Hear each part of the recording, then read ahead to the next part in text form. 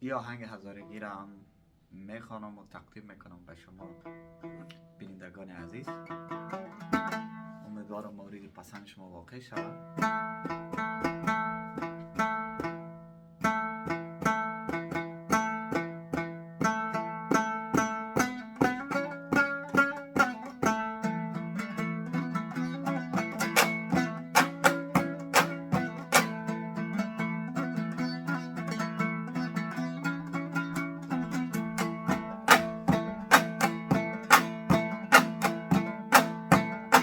ای خالصی اول کام یار دازی قلانی جاره یار دازی قلانی جاره یار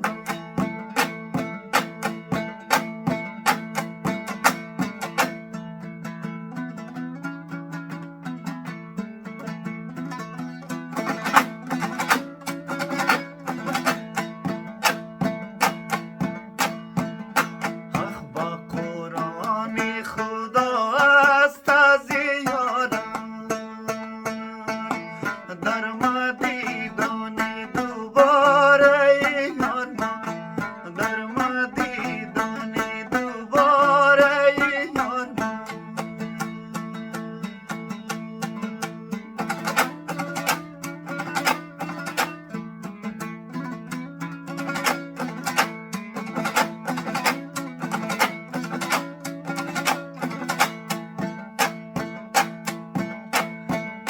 اخ عاشقیم و تو مالام مالام خدا میداند و تمام مردم خدا میداند و تمام مردم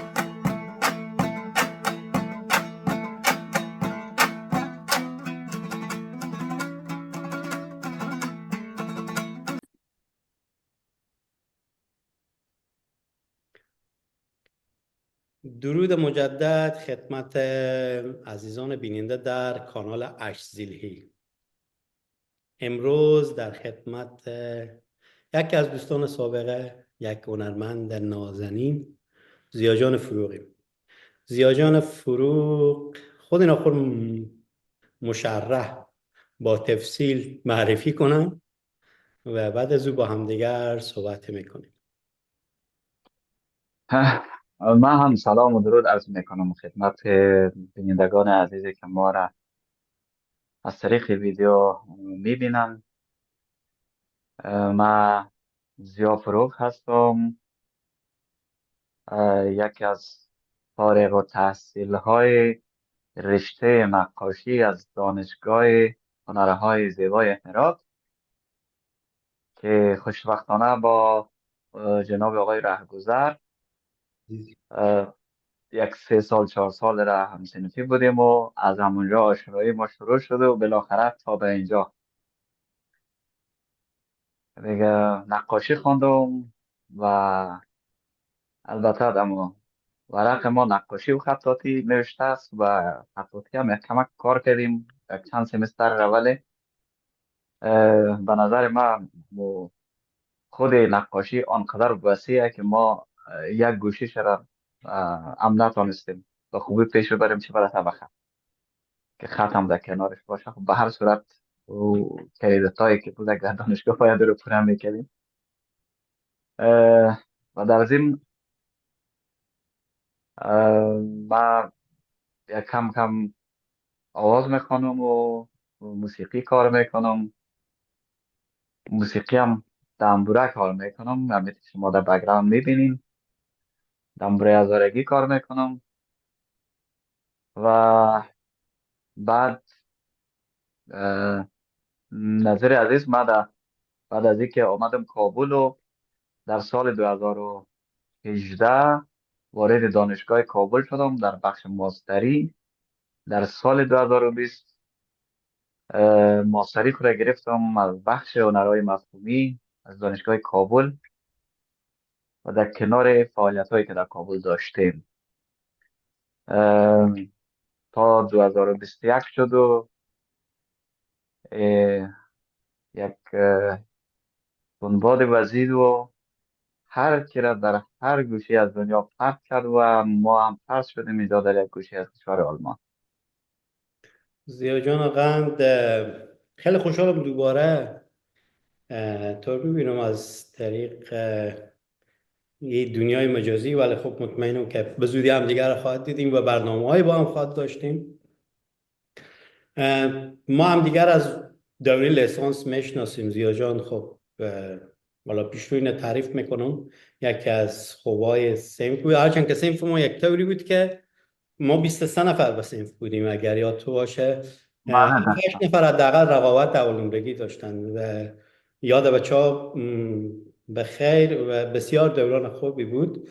از ولایت های مختلف بودن در هرات و خیلی خوش میگذشت برای ما. رقابت سالم داشتیم البته ولی رفیق بودیم. در او دوران بود که من دیدم در یک محفل در دانشکده هرات، در دانشکده هنر هرات، که زیا جان دنبوره هم میزنه. نمیفهمیدم که دنبوره میزنه و خیلی قشنگ دنبوره میزنه و بعدا خب از طریق فضای مجازی دیدم و لذت میبرم از همیشه از کارهای او. ما برای شما در این برنامه حتما دو پارچه، یکی در اول برنامه یکی در آخر برنامه. اول برنامه گذاشته ولی شما تقریبا چند دقیقه از برنامه گذاشته تیر شده میبینیم. در آخر برنامه یک پارچه برای شما میگذاریم از کارهای زیا جان. خب زیا جان، این که در آلمان به سر میبری فکر میکنم و فکر کنم مطمئنم در آلمانی در فرایبورگ. آدرس رو بدم به همه که بقیه کسایی که در او اطراف هستن حداقل از هنر تو لذت ببرن، مستفید بشن. مطمئنم که خیلی کسایی هستن که سرگردان هم و دنبال ما نیاز حداقل به یک کمیونیتی های مختلفی داریم که در گوشه و کنار جهان به عنوان دیاسپورا پراگنده شدیم. جمع بشیم دور همدیگر و نگذاریم که این هویت از بین بره، فردی و جمعی. چه کار میکنی در دنیای مهاجرت که نه در دنیای تبعید؟ چون ما واقعا تبعیدیم، ناخواسته آمدیم در اینجا. مصروف چی کارهای زیا جان؟ ها، نظیر عزیز، من فعلا اما مصروفیت اصلی ما زبان هستم. من زبان میخوانم و در کنار زبان یک بخش از وقتم را موسیقی میآموزم و گاه هم برای خودم کار میکنم و دیگه کم و بیش نقاشی کار میکنم. اینمی مصروفیت ماست و معمولا به اینجا که میاییم ما از یک از جهان سوم میایم وارد جهان اول میشیم و یک شوک فرهنگی را میبینیم و تا اینکه ما خود ما را به اصطلاح اینستال میکنیم در درون از این جامعه، یک سری به اصطلاح موضوعات پیش می آید، یک سری به اصطلاح درگیری های ذهنی فکری پیش می آید تا اینکه درست اینستال شویم یا تلفیق شویم در جامعه. خب طبعا یک بخش کار ما بخش به اصطلاح کارهای هنری است، یک بخش ما بخش یادگیری زبان هست و همچنان یک بخش دیگه ای که خواهی نخواهی بعضی کارهای جانبی دیگر آدم انجام میده که من در او بخش فوتبال انتخاب کردم. ورزش فوتبال میکنم. به به به به. و از گرفتاری ذهنی گفتی. خب ادغام شدن واقعا در این جامعه به نوع هم خصوصا برای هنرمند طایفه خیلی مشکله، چون با یک خلای هویتی مواجه میشه، با یک خلای فرهنگی مواجه میشه، یک شوک فرهنگی خیلی سخت میبینه. راه حل او به نظر تو چیه؟ تا حالا چی راه حل به نظر تو رسیده انتخاب کردی رفتی دنبال او؟ اه، نظیر عزیز، ما چه عرض کنم، یعنی ما اتفاقا به اینجا خیلی خود راحت احساس میکنم نسبت به افغانستان. ما وقتی در افغانستان بودم اتفاقا اونجا خیلی دچار این خلای هویتی که شما ذکر کردین بودم، یعنی خیلی باش برخورد. و از امو ابتدایی که ما وارد به اصطلاح فضای هرات شدم و بعد رفتم وارد فضای کابل شدم، ما حسی امی خلای هویتی یا تعصبی به اصطلاح نژادی اینا را من حس کردم. یعنی واقعا من پیش از اینکه از اما ولایت خود بیرون شوم، در دوران مکتب هیچ چیزی به نام تعصب نه میشناختیم و نه خبر بودیم، هیچ حسی نسبت به این پدیده نداشتیم. ولی وقتی که من در کابل بودم، مخصوصا در وقتی که جذب وظیفه می شدم، در ادارات دولتی می رفتم و وقتی که در ادارات دولتی کابل ما جذب شدیم، در اونجا در حینی که ما اونجا انجام وظیفه میکردیم، یعنی واقعا خیلی برای ما دردآور و سخت بود. ولی ما حداقل اینمی پدیده را در اینجی خیلی کم، یعنی به اندازه است کم است که نامحسوس هم ما مواجه میشیم. در هر جای میریم از احترام کامل، از عین حقوقی که دیگرا برخوردار ما حس میکنیم. ولی در کابل اینطوری نبود. من خیلی ضربه خوردم، از خیلی صدمه دیدم، هم روحاً، هم به اصطلاح هم حقوقی، هم از هر لحاظ. اتفاقا این یک نکته خیلی تقریبا برعکس و مثبت بود برای من.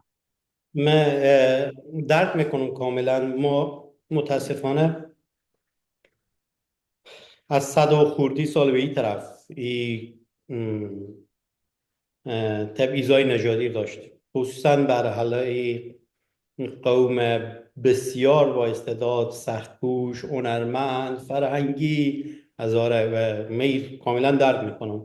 حتی این خب تنها بحث شما نبوده، یک طوری بود که ما حتی وقتی به کابل می رفتیم با چنین برخورد مواجه می شدیم در ادارات دولتی. منظور منه، مثال فرض کنیم من به عنوان استاد دانشگاه خیلی جالبه برای شما بگم، امور رساله پانیاری خو نوشته کرده بودم، فرستاده بودم که خب از اونجا امو نمیفهمم امضا رو بگیرم. خب معمولا خب ما کار خود انجام میدیم بخش اداری برگرده بیاید اگر سریعتر. اداری کارایی میکنه، یک ماه 2 ماه 3 ماه بالاخره چرا نیاد. ما یک سمینار داشتم با کاوه، رفتم اونجا، گفتم باش برم دنبال می رفتم وزارت تحصیلات علی. وزارت تحصیلات علی تاپ وزارت ها دیگه از نظر خب اهم تحصیل کرده اسمی وزارت تحصیلات علیه. بالاخره من بدبختی های تمام این رساله پیدا کردم که یک نفر بعد از اینکه این امضا شده رو قید کرده به یک جا که این صاحب از پیدا شه و از این طرف پول بگیره. خب میفهمه که این آدم استاد یک دانشگاه است، یعنی تا از منم که من از ولایت بودم میامدم اینا پول میگرفتن که این به من بدن. بالاخره من به 100 جنجال رو از او گرفتم. به هر حال این تبعیض بود بر علیه شما بیشتر ما دیدیم، همیشه به چشم همال هم میبینیم. متاسفانه این حال که تبدیل شده به یک آپارتاید جنسیتی، مطمئنم که مبارزات دوام پیدا میکنه و ایستادگی میشه در مقابل از اینا و امیدوارم که جامعه جهانی هم بیشتر توجه کنه. به هر حال مسیر صحبت ما رفت به زیاد به این طرف و خیلی هم دردناکه. اگر میخوایم با یک سوال دیگه می بحث را ادامه بدم، از اینکه آمدیم به این مسیر برای از این که بتونیم با هنر خود مقابله بهتری داشته باشیم با این پدیده بسیار منعوس بد، چه کار باید بکنیم؟ تو چه کار میکنی شخصا؟ چه عرض کنم، من واقعا در این زمینه خیلی متاسفم. من واقعا در این زمینه خیلی متاسفم. من واقعا در این زمینه خیلی متاسفم. من واقعا در این زمینه خیلی متاسفم. من واقعا در این زمینه خیلی متاسفم. ما البته قبلا هم یک برنامه زوم داشتیم با یک تعداد از هنرمندای دیگه، که یک گروه داریم معمولا. یک تعداد آمریکاست، همه کشورهای اروپایی هست و اینا. بیاین حداقل جسارت اینمی را پیدا بکنیم و بیان کنیم که بر ما چه گذشت. و این یک حداقل کاری که میشه، او کسی که اینمی فضا را خلق میکنه و فضای تبعیض به وجود میاره، یا حداقل اعمال کننده تبعیض، درک میکنه که همیشه فضا بر وفق مراد چنین شخص پیش نمیره. یعنی یک روز میشه یک کسی میایه اینمی تبعیض من رو روایت میکنه و دیگران خواد قضاوت کرد. مثل که ما یک مجموعه از عریضه های از ادارات کابل را پیش خود دارم و اینا را به عنوان یک روایت هنری یا یک سند روایتی من همراه آوردم. دو طرف عریضه آنقدر امضا و چاپه شده، آنقدر امضا و چاپه شده که دیگه هیچ جای برای امضای دیگه نمانده.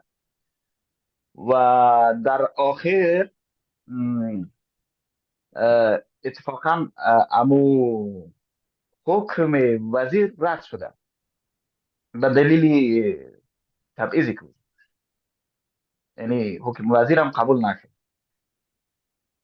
خب ما حداقل کاری که میتونیم اینا رو جسارت داشته باشیم، بیایم روایت بکنیم که در چی از مقطعی از زمان و در کدام مکان اشخاصهای چنین فضا را خلق کردن و یقینا همین فضاها باعث شده که وطن ما امروز به این حالت.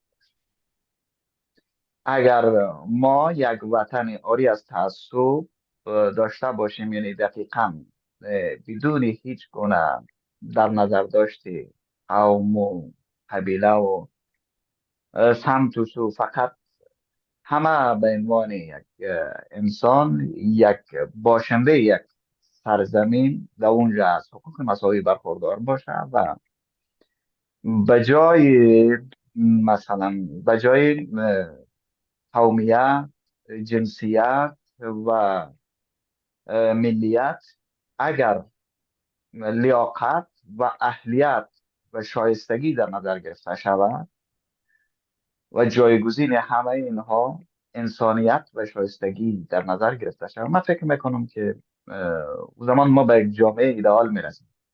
ولی این نیاز به مبارزه داره و حداقل کاری که ما میتونیم بکنیم ایه که کسایی که قربانی از این وضعیت هستن اینا نباید این کار کنن، من ف... پنهان کار. من موافقم. زیا جان، من شخصا به نظر خود تنها رای از این کار فرهنگ و هنر میبینم واقعا. چون ما سیاستمداران زیاد پشت سر گذاشتیم، رهبر پرستی کردیم، هزاره به خود خو، تاجیک به خود خو، پشتون به خود خو رهبر پرستی کردیم و دیدیم که رهبرها چه کار کردن. یعنی به حق مردم خود خو هم رحم نکردن. بنابراین من فکر میکنم تنها، یعنی هنر، خیلی هنر و فرهنگ میتونه خیلی در ایران کمک کنه. ما به عنوان کسایی که حالا به نوع با هنر دست سر و کار داریم و با یک جامعه مختلف کوچک و بزرگ هنری سر و کار داریم، چگونه میتونیم این رابطه رو با دیگرها محکم کنیم؟ مثلا خب تو هم دوستای زیادی داری و مطمئنم که از هنرمندن ولی هزاره نیستن، ازبکن، تاجیکن، ترکمن هم، پشتون هم، من هم چنین و یک هنرمند پشتون هم همچنین، یک هنرمند ازبک هم همچنین. من فکر میکنم حالا که ما در یک جامعه آمدیم داخل شدیم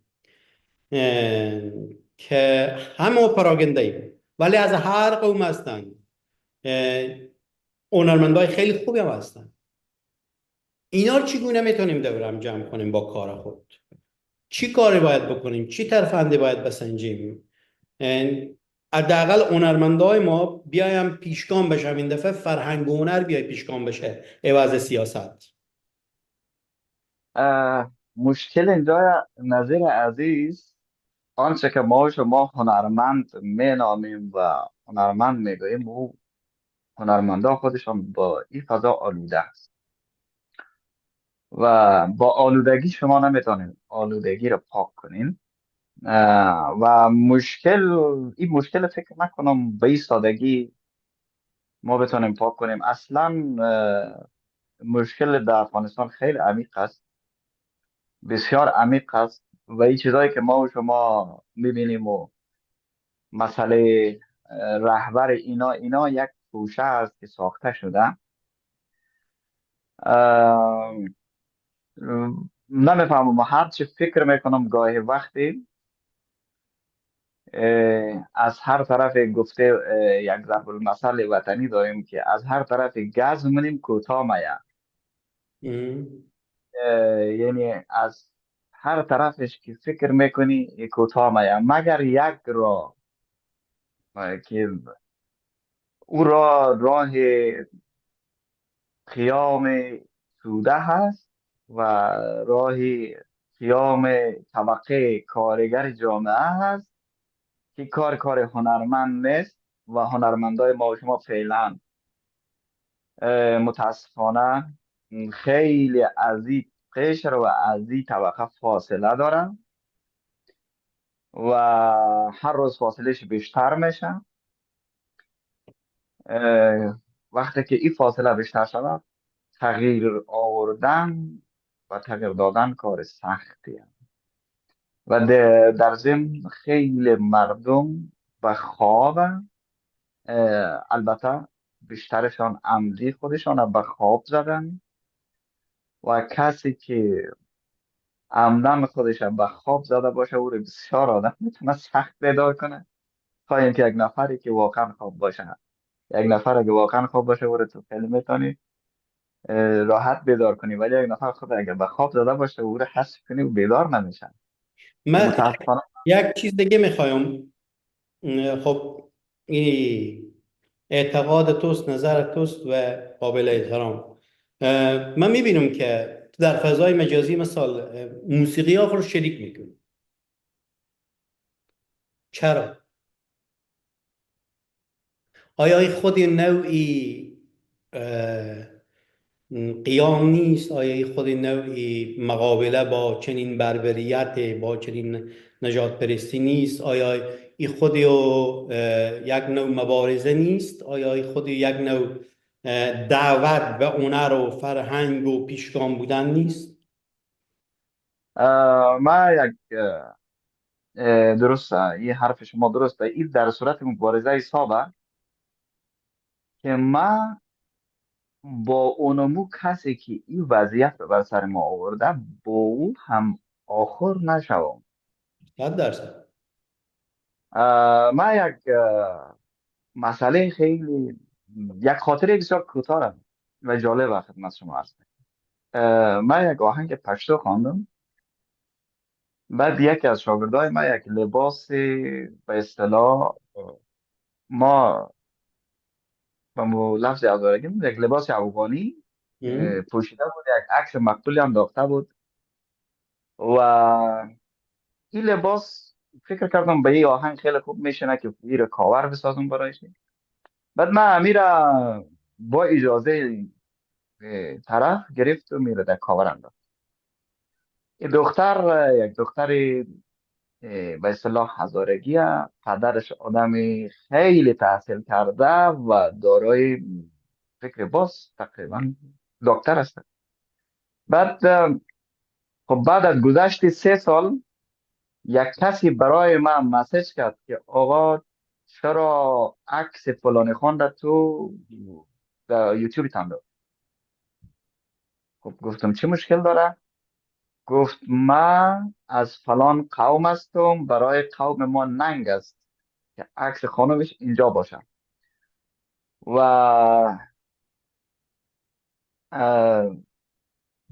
برای ما اجازه نیست هرچه عاجل توی عکس را پاک کن. خب گفتم بنده خدا و نفر را من میشناسم، با اجازهش گرفتم، اجازه شخصیش برای من، این مسیجش، پیامش که اجازه داده هست، همه چی هست. گفت نه. خلاصا من خانه ما نمیفهمم از دروغگوی نشوم. گفت از فلان جای از امی سمتی بین قندار و زابل جایا بود. گفت از اونجاست. اه، ما هیچ عنوان، اگر ما تا یک هفته دیگه عکس فلانی رو اینجا ببینم، ما به یک از فامیلایت ضرر میرسه. وقتی که تو ببینی با اینی مفکوره آدما زندگی میکنن، با این مقابله دیگه چطور میشه بود؟ من فکر کنم که میخونم ایره شعر میکنم، باور کن که خیلی کامنت های بسیار عجیب و غریب، مسیج های عجیب و غریب برای من میآید. البته من ایره نمیگم که تنها در افغانستان یک منطقه، یک قوم یا یک سمت خاص دچار این مرض، نه. دم پالوی خانه من اتفاقا مثلا بچه کاکای ما یا نواسه کاکای ما از امو قریه ما اینمی اندیشه و این مفکوره را داره و مخصوصا آلی این مفکوره بعد از آگوست 2021 این دیگام تقویت شده رفته. و یا نال ما تو هم در کجای، مثلا تو از پاریس، ما از آلمان مقابله نمیتونیم. اگر هم مقابله کنیم بسیار تاثیری اندک داره. بالاخره ما اصلا تلاش میکنیم. مقابله باید از امو متن جامعه شروع شود. این درسته که ما و شما تلاش میکنیم، اما که ما و شما صحبت میکنیم خودش به نوعی مقابله ولی مقابله تاثیرگذار باید از متن جامعه شروع شود. مطمئنم که چنینه و قبول دارم. ولی خب امیدوارم که این آشیا همه به متن تبدیل شه. یا آشیا بیایی به متن و متن یک قدرت خیلی خوبی بگیره، چون هر کس به نوع خود خود مبارزه میکنه. شاید ما آدم به دست گرفتن سلا نباشیم، ولی آدم به دست گرفتن برس رنگ و دسته دوتار و یا تنبور هستم. بالاخره با می هم میتونم مقابله کنم. به نوع شما جنبش های بزرگ اروپا که میبینیم در رنسانس، خب از این کافه های اینجا از این ساز و از این هنر بلند شده و تبدیل به جنبش های مردمی و مقاومت شده. این دیگه تاریخ دیگه، ما از این باید درس بگیریم. فکر میکنم یعنی یک پایه محکم مقاومت های اروپا که تبدیل به اروپا شده هنر بوده. به هر حال میایم روی یک بحث های دیگه. با کی زندگی میکنی؟ دوست داری از زندگی شخصی خب بگی زیا جان؟ نه دوست نداری بگی؟ حالا باز نگی چرا از زندگی شخصی رو میپرسی؟ والا در اروپا وقت زندگی کنی اینجا قوانین خوب داره. بله باید بله. از زندگی کس سوال نکنی، باید وقت عکس میگیری با اجازه بگیری. اگر یک دانه میگیری اما یک دانه رو اجازه دادم یک دانه رو بگیری به هر صورتش خشم باشه مشکل نداره. من همراه فامیل زندگی میکنم. من هستم و خانم من هست و سه تا از اولاد داریم دیگه. زندگی مشترک در درو فرای بود. من میبینم که فرزند نازنین تو تبله می نوازه با تو. آره. فیض الله جان، البته افشین جان، هر دویش در وقت کابل بودیم. اینا با اینکه خیلی کوچک بود ولی به جای از اینکه به اصطلاح اینا در کوچه برم، اینا را تشویق کردم که اینا برن در کلاس تبله در انستیتوت موسیقی آقاخان. اینا را من شامل کردم و هر دوی از بچه های من افشین و فایز هر دویش از انستیتوت موسیقی آواخان 2 ساله را فارغ شدن دیگه. البته فایز خیلی خوبه کارش، اگر تقلی نکنه اینا بیا. نه نمیکنه. آره. اما تو بچه شما رو هم دیدم، خیلی ماشاءالله صدای خوبی داره، خیلی هم گیتار خوب می نوازه. ما انشالله با هم دیگر در آینده امیدوارم که بتونیم یک همکاری های خوبی انجام بدیم و برنامه های خوبی با هم دیگر بگیریم. به هر حال انشالله. و این که در این کامیونیتی جامعه آلمان که هستی چقدر توانستی، چقدر وقت پیش آمدی؟ تقریبا من 2 سال میشم. 2 سال. در این 2 سال با جامعه های مختلف اونری بعد، چون بعض وقتا میبینم برنامه داری، چقدر حل شدی؟ چقدر برنامه داری میتونی پیش میبری؟ با کی آشنا شدی؟ متاسفانه نظیر عزیز، من تا حال را نتانستم در بخش جامعه هنری حل شوم. نتانستم، میره واقعیت میگم. به خاطر که وقتی که تو وارد یک جامعه میشی، نیازمند اولیه و جامعه زبان از او جامعه است که ما ایران نمیفهمیم و نمیفهمیدیم و حالا هم نمیفهمیم هنوز. خب این اثر ناگزیری بعضی کارهای را میکنیم که ما فکر میکنم این بسیار اندک است، بسیار. یعنی مثلا من هنوز در زیر پست شهر ندار آمدیم. بله بله. هر چی دیدیم بسیار سطحی بوده و برداشت سطحی ما داشتیم. من مطمئنم در درون جامعه خبرهای دیگه یا چیزهای دیگه آدم میتونه پیدا کنه، مخصوصا در اون جامعه هنری. من 1-2 بار رفتم در یک مجموعه های اینجا هست که به اصطلاح هنرمندا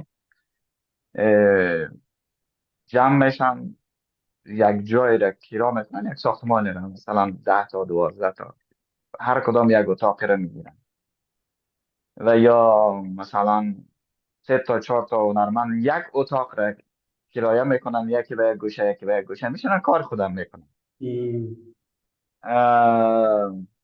بعض جاهای بسیار خوبی دیگه اینجا هست که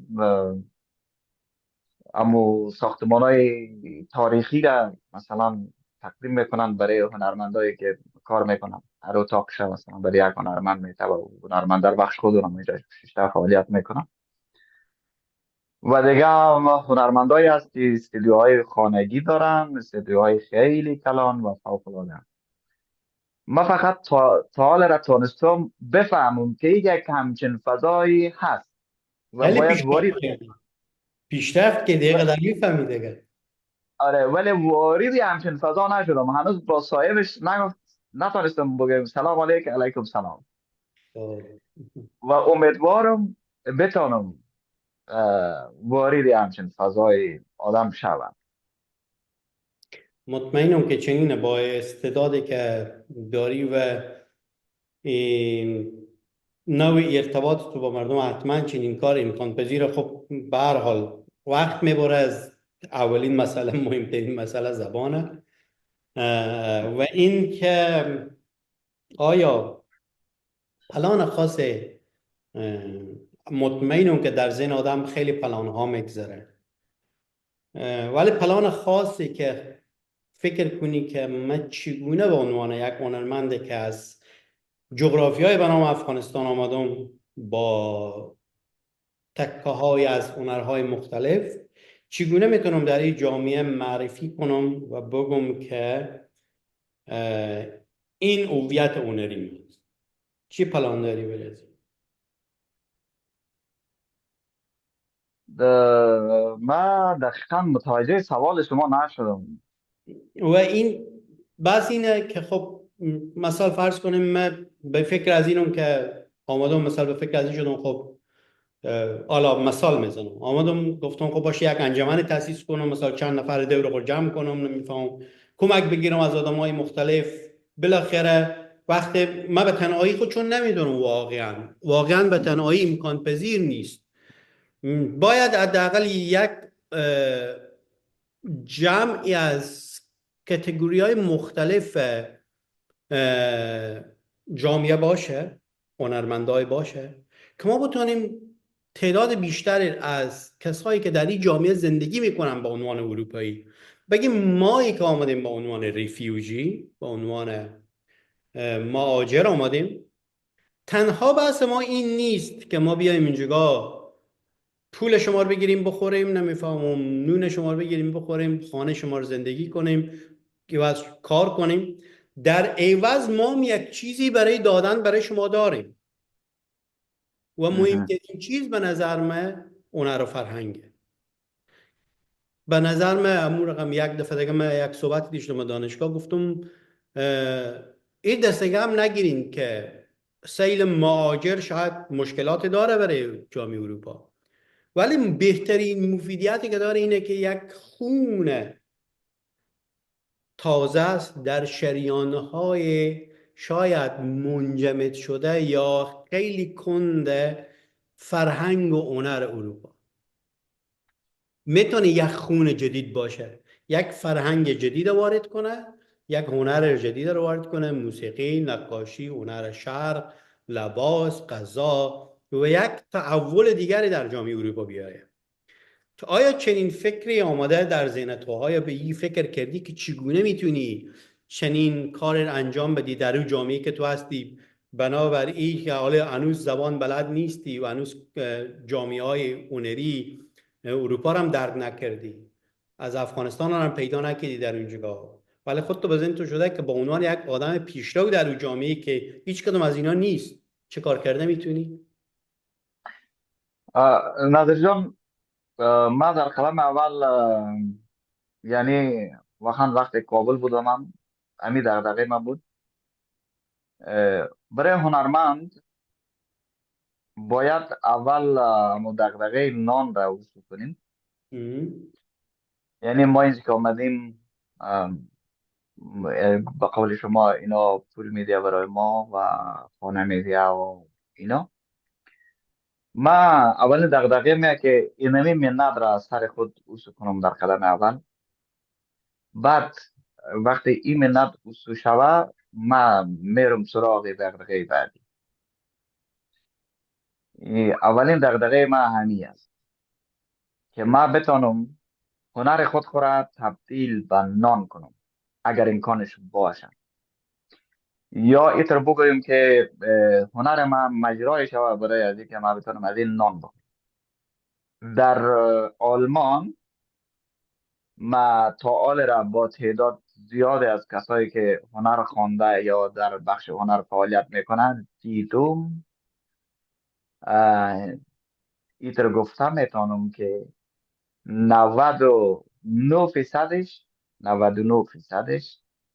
نمیتونه از طریق هنر نان بخوره. یعنی یک نان در یک طریق دیگه پیدا منه و هنر در کنارش بهش شوق.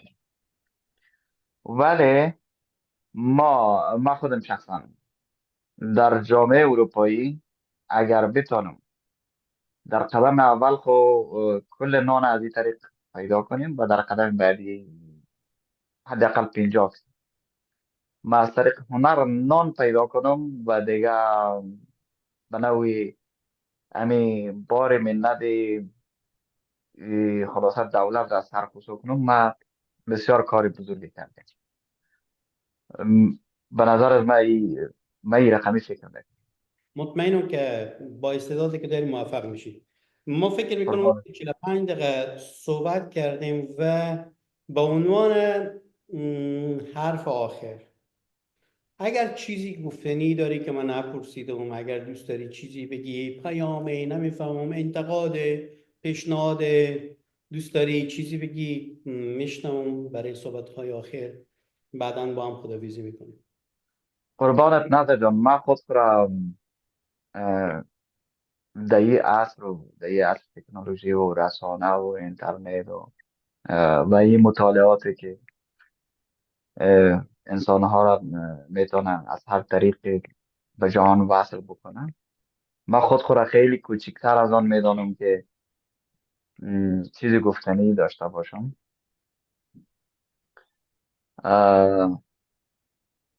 خوب است که اینمی آرزو را داشته باشم که دوستا در هر جایی که هستن سلامت باشن و در زندگیشان موفق. قربانت، خیلی خوشحال شدم با تو حرف زدم. به امید روزهای پر دستاورد در آینده، دستاورد هنری، و انشالله که بتونیم با هم دیگر کار کنیم و کارهای خوب، هنر خور، فرهنگ خور نشان بدیم برای از جامعه و حداقل به گفته تو سربار از این جامعه نباشیم. مطمئنم که میشیم بخیر. قربان بینندگان عزیز، این صحبت هم به پایان رسید. آهنگای زیاجان را حتما میبینید و خوشحال میشم که باز در برنامه بعدی شما رو ببینم. از حضور شما با زیاجان فروغ نازنین خداحافظ.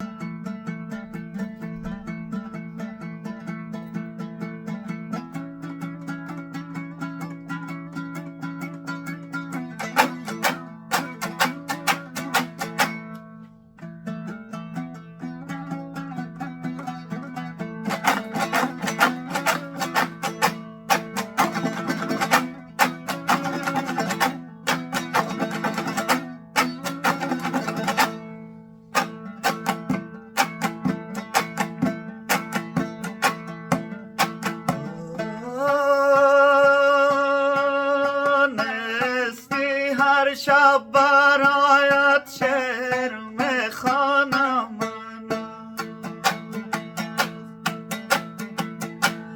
یاد قولی که تو یادت رفتم میمانم.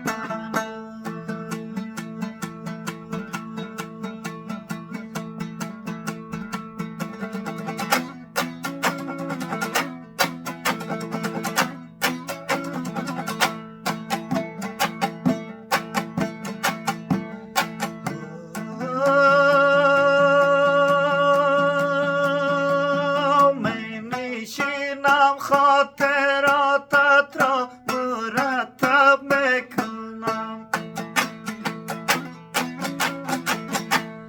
در مرور